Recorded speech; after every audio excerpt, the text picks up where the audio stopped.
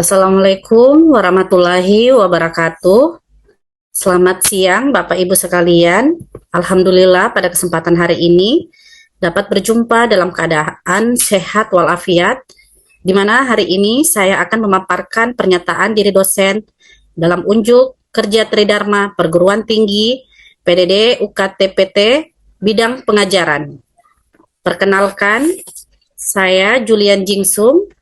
Di sini saya selaku dosen tetap program studi S1 Kebidanan di Stikes Pelita Ibu. Sebelumnya saya akan menceritakan jenjang karir saya selama berada di Stikes Pelita Ibu, di mana saya meniti karir di Stikes Pelita Ibu sejak tahun 2011 sebagai pengelola administrasi. Dan kemudian pada tahun 2016, saya diangkat menjadi dosen tetap pada program studi S1 Kebidanan Pelita Ibu. Adapun riwayat studi saya yaitu saya menyelesaikan D3 Kebidanan di Pelita Ibu tahun 2011, kemudian melanjutkan D4 Kebidanan di Politeknik Makassar pada tahun 2013. Selanjutnya pada jenjang pendidikan pasca sarjana di Universitas Indonesia Timur pada tahun 2016. Di Stikes Pelita Ibu, khususnya program studi S1 Kebidanan, saya diamanahkan untuk mengampuh 2 mata kuliah, di mana mata kuliah pertama yaitu Kesehatan Perempuan dan Perencanaan Keluarga, dan mata kuliah yang kedua yaitu Kebutuhan Dasar Manusia. Adapun judul mata kuliah yang akan saya bawakan pada hari ini yaitu Kesehatan Perempuan dan Perencanaan Keluarga. Di mana kode mata kuliah BB5R017 dengan bobot 4 SKS. Mata kuliah adanya di semester 6. Deskripsi mata kuliah. Mata kuliah ini memberikan kesempatan kepada mahasiswa untuk memahami konsep hak-hak kesehatan reproduksi, faktor-faktor yang mempengaruhi kesehatan reproduksi, upaya pencegahan dan deteksi dini, serta memberikan asuhan keluarga berencana.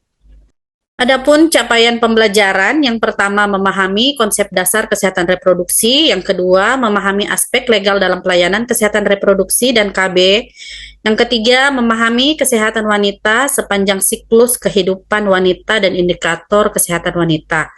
Yang keempat, memahami kesehatan reproduksi dalam perspektif gender, dimensi sosial wanita, dan permasalahannya.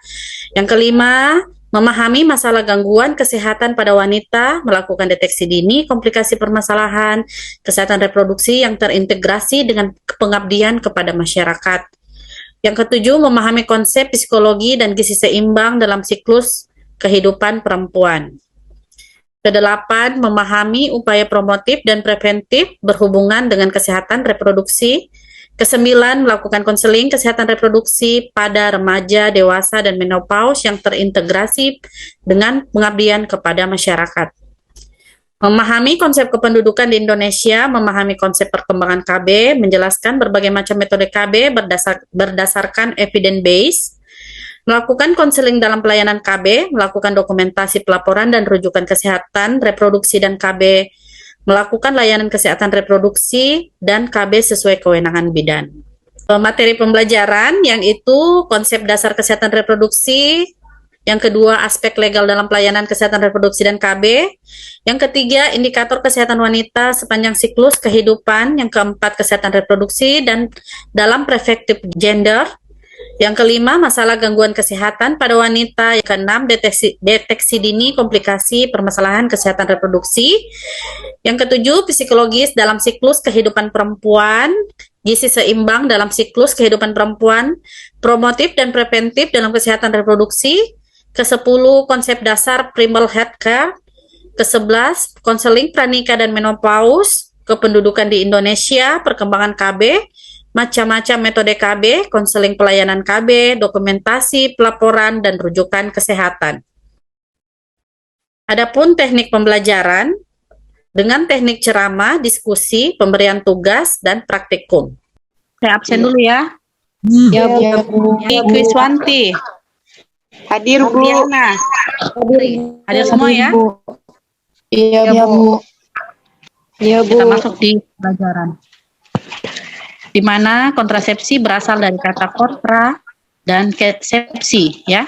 Di mana kontra yang artinya mencegah atau melawan, sementara konsepsi artinya pembuahan. Dengan demikian berarti mencegah terjadinya pembuahan sel telur, ovum, dan sel manis sperma sehingga tidak terjadi kehamilan atau fertilisasi. Di mana kontrasepsi diklasifikasi menjadi dua, yaitu kontrasepsi yang bersifat permanen dan kontrasepsi non permanen, ya. Kalau permanen atau biasa dikenal dengan NKJP, metode kontrasepsi jangka panjang, itu dia terbagi atas dua, terbagi vasektomi dan tubektomi, ya. Sementara kalau metode kontrasepsi non permanen, dia terbagi atas dua juga, ada hormonal dan non hormonal. Di mana yang hormonal itu terdiri dari pil, suntik, dan implan, ya. Sementara non hormonal ini dikenal dengan dua metode, ya. Ada metode dengan alat dan tanpa alat, ya. Kalau dengan alat, maksudnya dia menggunakan kontrasepsi, tapi dia tidak mengandung hormon, ya. Kalau dengan alat itu ada dengan menggunakan IUD, ada dengan menggunakan kondom, ada dengan menggunakan cup cervix, dan ada juga menggunakan vaginal spermatisida, ya, atau lebih dikenal dengan menggunakan jelly atau tablet seperti busa spon yang dimasukkan ke dalam vagina, ya. Kalau tanpa alat itu dia menggunakan 3 metode, yaitu metode yang pertama metode aminorelaksasi atau biasa dikenal dengan MAL.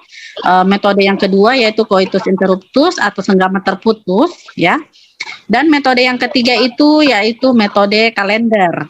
Selanjutnya, ya, tubektomi itu adalah tindakan pengikatan yang dilakukan pada kedua saluran telur wanita, mengakibatkan wanita tersebut tidak akan mendapat keturunan lagi. Sterilisasi ini tidak dilakukan cuma pada wanita, ya, pada pria juga. Nah, kalau pada pria namanya vasektomi. Jadi salah satu pasangan yang telah mengalami sterilisasi, otomatis dia sudah tidak bisa memiliki keturunan. Keputusan untuk sterilisasi itu adalah kecuali dia sudah memiliki jumlah anak yang sudah banyak, pertama. Yang kedua, usia istri sudah lebih dari 35 tahun ke atas, dan nomor satu itu harus berdasarkan keputusan suami dan istri. Ya, selanjutnya vasektomi di sini pemotongan pada saluran vas deferens atau terkadang hanya mengikat vas deferens. Tujuan vasektomi agar sperma tidak sampai keluar ke uretra sehingga sperma tidak dapat dikeluarkan dan akhirnya sperma akan diserap kembali atau reabsorpsi, ya. Gambar vasektomi, ya. Jadi dia itu ini yang before, ada after. Bagaimana? Saya, Bu. Oh iya, silakan. Saya ingin bertanya kepada Ibu, yaitu jika vas deferensnya dipotong, Bu, lalu spermanya akan melalui apa, Bu? Jadi kalau vas deferensnya itu dipotong, sperma akan keluar melalui apa, ya? Jadi sperma tidak dapat dikeluarkan, ya. Jadi pada dasarnya itu sperma seperti yang ada di slide, ya. Sperma itu tidak akan dikeluarkan dan akhirnya sperma akan diserap kembali, ya. Jadi dia akan reabsorpsi, ya. Maksudnya dia akan diserap kembali dan akhirnya orang tersebut itu masih bisa mengeluarkan cairan. Nah, cairan di sini maksudnya cairan mani yang tak bersperma. Dia tetap mengeluarkan cairan mani tapi spermanya itu sudah tidak ada. Dan cairan maninya itu dia berasal dari kelenjar prostat, ya. Kita masuk di pil KB, ya. Ini ada keuntungan dan kerugiannya, ya. Nah, di mana kita bisa baca di slide, ya, bahwa keuntungannya itu tidak mengganggu hubungan seksual, kesuburan cepat kembali, membuat menstruasi teratur. Kerugiannya bisa mengurangi berat badan. Terus harus selalu mengingat-ingat jika diminum. Di luar dari keuntungan dan kerugian, pil KB ini mempunyai efek samping, ya, yang ditimbulkan saat menggunakan pil KB seperti perdarahan di luar haid, terus kadang-kadang merasa mual, terus bercak hitam di pipi atau hiperpigmentasi, terus jerawat, terus penyakit jamur pada liang vagina, terus biasa sering sakit kepala. Ya, kita selanjutnya yang kita bahas adalah suntik ya. Di mana suntik adalah alat kontrasepsi yang hanya mengandung hormon progestin yang diberikan setiap 3 bulan sekali atau 12 minggu sekali. Suntik mempunyai cara kerja yaitu mencegah pelepasan sel telur yang pertama. Yang kedua itu mengentalkan lendir sehingga sperma sulit bertemu dengan sel telur. Ya, kontrasepsi suntik ini tidak diperbolehkan untuk wanita yang menderita penyakit jantung, hipertensi. Adapun keuntungan dan kerugian bisa dilihat pada slide ya.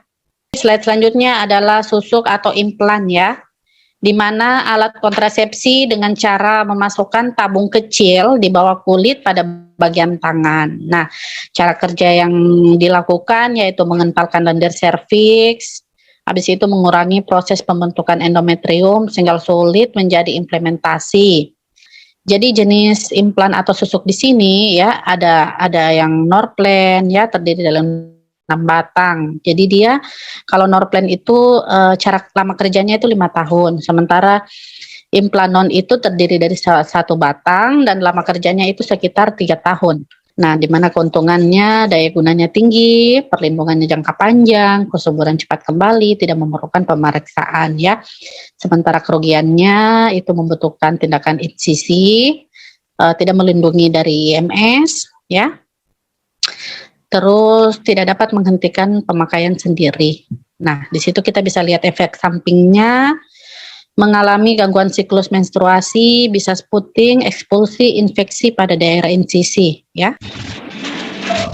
MAL, jadi cara kerja metode MAL yaitu melalui menyusui eksklusif, menyusui bayi dari 0 sampai 6 bulan tanpa makanan tambahan. Jadi di sini yang dimaksud dengan metode MAL ya, bagaimana dia memberikan ASI kepada bayinya tanpa ada bantuan makanan lain seperti tanpa minuman air putih. Jadi si ibu rutin memberikan ASI pagi, siang, dan malam. Pun keuntungan yang didapat yaitu murah, tidak perlu repot-repot datang ke tenaga kesehatan, tidak mengganggu hubungan seksual, tidak mengganggu produksi ASI. Adapun kerugian yang mungkin terjadi antara lain tidak bisa digunakan bila Anda bekerja dan tidak bisa mencegah dari penyakit menular seksual. Ya. Paham ya, jadi di sini yang dimaksud tidak bisa digunakan bila Anda bekerja. Jadi kalau seorang ibu bekerja ya, apalagi kita tahu ya sekarang kalau orang bekerja itu maksimal 8 jam ya. Jadi kalau dia pergi bekerja otomatis bayinya siapa yang susui ya. Jadi ini memang diperuntukkan untuk ibu-ibu yang berada di rumah. Kecuali dia mungkin bisa menggunakan teknik ya. Nah, tekniknya seperti apa, Bu? Nah, teknik di sini yang digunakan seperti dia melakukan pompa ASI, ya. Pompa ASI, jadi ASInya itu bisa dibekukan, disimpan di dalam kulkas atau freezer, dibekukan pada saat dibutuhkan baru dihangatkan, baru diberikan kepada bayi. Oke, lanjut. Ya. Setelah metode MAL, ya, kita masih ada slide selanjutnya ya. Kita masuk di pantang berkala ya. Jadi pantang berkala di sini adalah sistem kalender ya. Cara ini dilakukan dengan tidak melakukan hubungan intim ya pada saat istri dalam masa subur ya. Jadi di sini yang dimaksud pantang berkala atau biasa disebut dengan sistem kalender. Cara ini tidak dilakukan dengan melakukan hubungan intim pada saat dalam masa subur. Jadi sebenarnya cara ini kurang dianjurkan ya, karena tingkat kesuksesannya itu sangat fiktif. Nah, selain itu kadang juga istri kurang terampil dalam menghitung siklus haid setiap bulannya ya. Jadi kalau berbicara tentang pantang berkala, berarti kita harus berbicara dengan cara menghitung masa subur ya. Jadi adapun cara menghitung masa subur ya, cara menghitung masa subur yaitu hari terakhir haid menstruasi ya, ditambah 13 hari ke depan ya. Jadi kalau kita mau tahu masa suburnya kita kapan, kita hitung dari haid terakhir, hari terakhir haid menstruasi ditambah 13 hari ke depan. Sampai sini paham? Paham. Paham, Bu. Ya, paham ya. Nah, ya. Setelah menghitung terakhir haid menstruasi ditambah 13 hari ke depan, kita akan menggunakan rumus. Nah, di mana rumus masa dikatakan masa prasubur, yaitu apa? Kita akan mengurangi 3 hari setelah hari yang ditentukan. Kalau masa subur, kita akan menambah 3 hari setelah hari yang ditentukan, ya. Pasti bingung ini ya. Jadi sistem kalender ini hanya digunakan pada wanita haid teratur 28 sampai 35 hari. Nah, saya beri contoh ya. Nah, contohnya, jika haid terakhir menstruasi pada tanggal 10, maka ditambah 13 hari. Berarti semuanya totalnya 10 ditambah 13 berjumlah 23 ya. Iya, Bu. Ya. Nah, kalau kita mau tahu masa prasubur berarti dikurangi 3 hari. Berarti tanggal 20 ya. Sudah paham? Iya, Bu. Paham, Bu. Jadi kalau kita mau mengecek masa prasubur berarti kita kurangi 3 hari. Jadi yang tadinya 10 tambah 13 23. Kalau kita mau mengecek masa prasubur berarti di tanggal 20 ya. Sementara kalau kita mau mengecek masa prasubur akhir berarti ditambah 3 ya. Jadi 23 ditambah 3 berarti masa prasubur akhir itu 26 ya. Jadi masa suburnya itu dimulai dari tanggal 20 sampai tanggal 26 ya. Sampai sini paham? Paham, Bu. Paham, Bu. Kita lanjut di materi coitus interruptus atau senggama terputus ya. Di mana coitus interruptus ini atau senggama terputus itu dapat diartikan sebagai senggama terputus atau dalam artian penis dikeluarkan dari vagina sesaat sebelum cairan sperma keluar atau ejakulasi terjadi ya. Jadi sebelum terjadi ejakulasi sperma itu harus dikeluarkan dari vagina. Nah, itu yang dikatakan senggama terputus. Nah, dengan cara ini diharapkan cairan sperma itu tidak akan masuk ke dalam vagina, serta dia bisa mengecilkan kemungkinan bertemunya sperma dan sel telur dan yang bisa mengakibatkan terjadinya pembuahan. Jadi tujuannya dilakukan ejakulasi di sini ya. Tujuannya di sini dilakukan ejakulasi supaya sperma itu tidak bertemu dengan sel telur. Jadi kalau sperma dan sel telur tidak bertemu, otomatis tidak akan terjadi pembuahan. Sampai sini paham? Paham, Bu. Paham, Bu. Paham ya. Adapun keuntungan dan kerugiannya bisa kalian lihat ya. Keuntungannya dia murah, tidak perlu repot-repot datang ke tenaga kesehatan. Bisa digunakan oleh ibu yang mempunyai tekanan darah tinggi. Adapun kerugiannya, faktor kegagalan cukup tinggi jika pasangan tidak bisa bekerja sama dengan baik ya. Ya. Oke, sampai sini ada pertanyaan?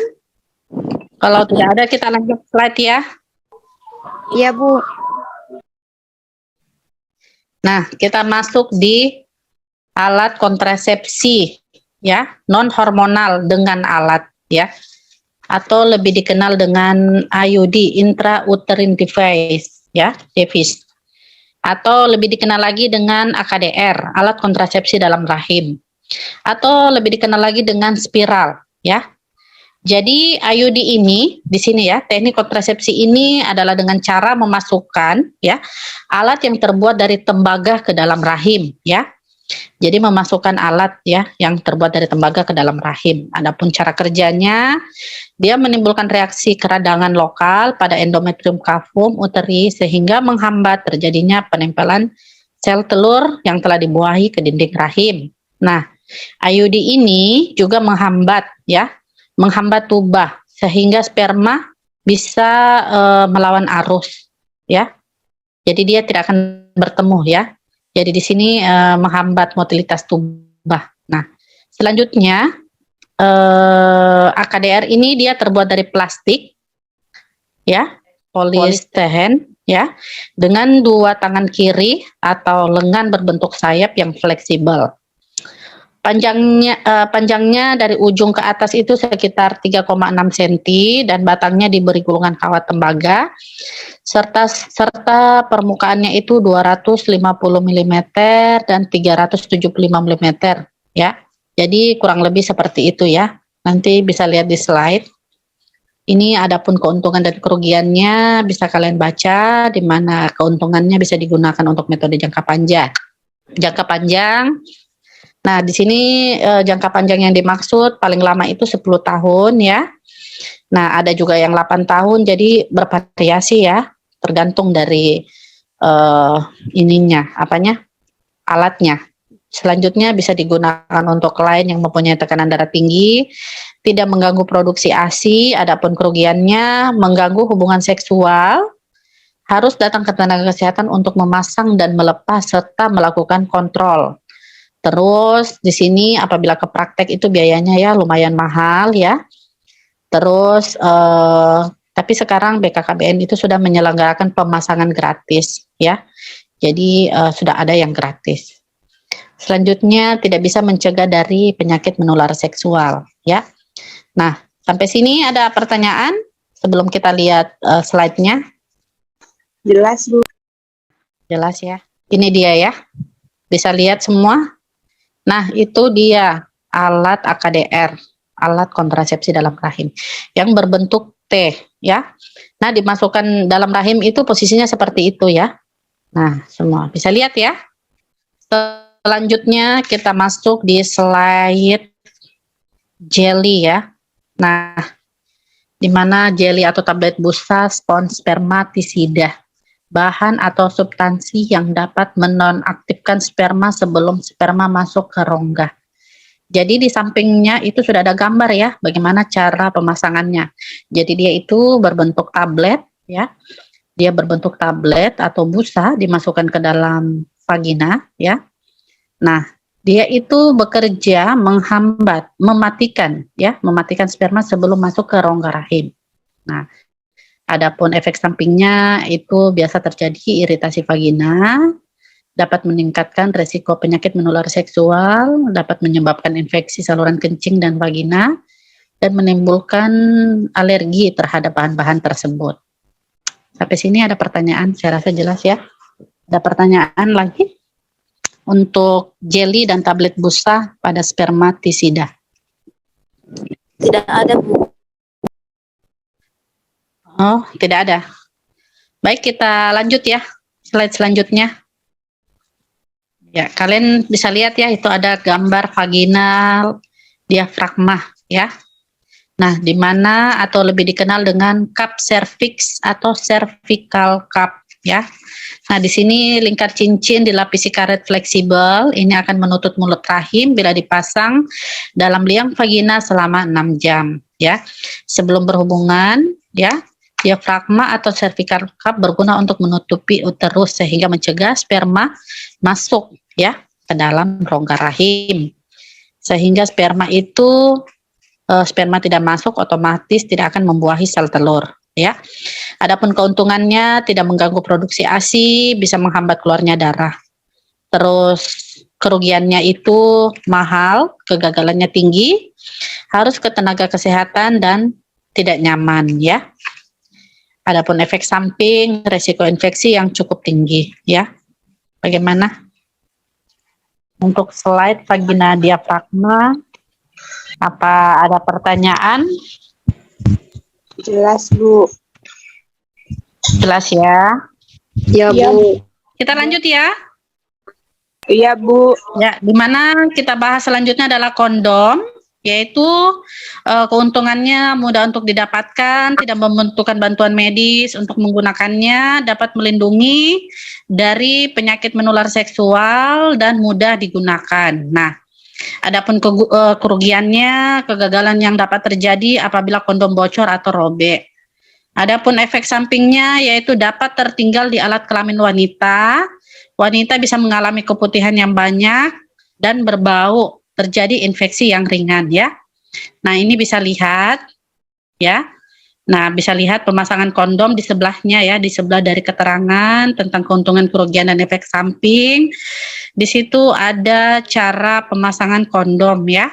Ternyata slide-nya sudah habis. Bagaimana sampai sini? Masih ada pertanyaan lagi? Dari pembahasan hari ini ya, tentang KB hormonal dan non-hormonal ya. Apa ada pertanyaan? Saya Bu, Iya, silakan. perkenalkan nama saya Dwi Swanti. Saya di sini ingin mengajukan pertanyaan mengenai ikat kandungan, Bu. Seperti yang kita ketahui, ikat Ya. kandungan itu berarti bisa dibuka ya, Bu, sewaktu-waktu ikatannya. Jika bisa dibuka, masuk dalam kontrasepsi apa, Bu? Ya. Jadi terima kasih ya untuk pertanyaannya, bagus sekali ya. Jadi dalam dunia medis itu tidak ada dikenal dengan metode ikat kandungan atau pengikatan rahim ya. Jadi kalau dalam kontrasepsi itu lebih dikenal dengan sterilisasi kandungan ya, atau dalam medis disebut tubektomi ya, atau lebih dikenal lagi mungkin ligasi tuba, di mana tubektomi atau ligasi tuba itu adalah pemotongan dan pengikatan atau lebih dikenal dengan penyumbatan tuba falopi atau saluran telur dan saluran telur dari ovarium ke rahim, yang merupakan salah satu kerja kontrasepsi yang berupa sterilisasi ya. Nah, di sini tadi sudah lihat ya pada slide pertama kalau tidak salah itu ya, kita membahas tentang tubektomi. Jadi tubektomi di sini memiliki resiko ya. Nah, resiko untuk tidak terjadinya kehamilan kembali karena saluran tuba sudah ditutup, jadi maksudnya karena saluran tubanya itu sudah ditutup, jadi kemungkinan pertemuan antara sel telur dan sel sperma itu sudah dicegat ya. Jadi otomatis untuk terjadinya fertilisasi atau pembuahan itu sangat tidak memungkinkan. Ya, bagaimana penanya? Iya, Bu. Terima kasih, Bu. Iya, iya sama-sama. Sampai sini masih ada pertanyaan lagi? Ya? Bu, bertanya. Oh iya ya. Silakan. Baik, terima kasih untuk pertanyaannya. Langsung saja. Jadi pertanyaan saya itu tentang dampak penggunaan KB hormonal berkepanjangan. Contohnya seperti ibu yang menggunakan KB hormonal 3 bulan. Kan dari slide yang saya baca tadi, katanya itu tidak akan haid selama itu jika digunakan dalam jangka panjang. Sedangkan sepengetahuan saya kan itu darah haid harus dikeluarkan setiap bulan karena merupakan darah kotor. Jadi apakah tidak berbahaya untuk ibu jika tidak haid selama itu? Terima kasih. Oh ya. Pertanyaannya bagus sekali ya. Terima kasih untuk pertanyaannya. Jadi di sini kita harus lihat dulu ya KB suntik ya. Jadi KB suntik itu bekerja dengan 3 metode ya, atau 3 cara utama, yaitu di mana cara pertama dia mengentalkan lendir serviks, yang kedua dia mengurangi penebalan endometrium, dan yang ketiga dia mencegah terbentuknya sel telur ya. Di mana saya jelaskan dulu ya, di mana pengentalan lendir serviks membuat sperma lebih sulit melewati sehingga menurunkan kemungkinan terjadinya pembuahan. Itu untuk pengentalan lendir serviks. Sementara kalau untuk penebalan endometrium atau dinding rahim membuat sel telur yang sudah dibuahi tidak dapat menempel dan tumbuh menjadi janin karena lapisan dinding rahim semakin menipis. Jadi maka wajar saja ya apabila KB suntik 3 bulan menjadi sedikit atau tidak haid. Ya. Dan ini poin intinya ya, cara kerja yang terakhir, mencegah ovarium memproduksi sel telur sehingga kehamilan tidak mungkin terjadi. Otomatis kalau sudah tidak memproduksi sel telur, tidak ada pembuahan, maksudnya tidak memproduksi sel telur, otomatis tidak akan ada penembalan endometrium. Jadi kemungkinan untuk menstruasi itu akan semakin kecil, atau bisa juga haid tapi sedikit, ya. Bagaimana? Sampai sini penjelasannya cukup jelas atau bagaimana? Jelas, Cukup Bu. jelas ya? Iya. Ya, baik. Terima kasih untuk pertemuan hari ini. Terima kasih untuk kesempatannya sudah meluangkan waktu ya. Saya tutup dengan ucapan Assalamualaikum warahmatullahi wabarakatuh. Waalaikumsalam warahmatullahi wabarakatuh. wabarakatuh. Terima kasih, Bu. Terima kasih, Bu.